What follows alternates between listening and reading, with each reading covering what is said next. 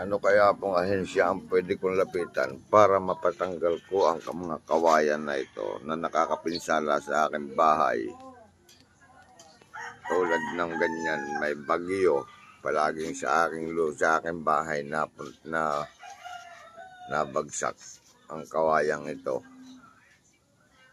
Ano kaya pong ahensya makakatulong sa akin dito?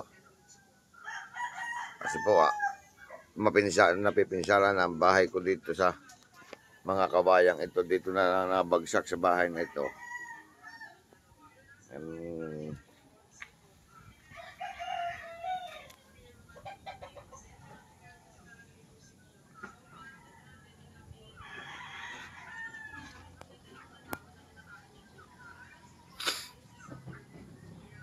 Yan po ay ang pinsala ng mga kawayan sa aking bahay.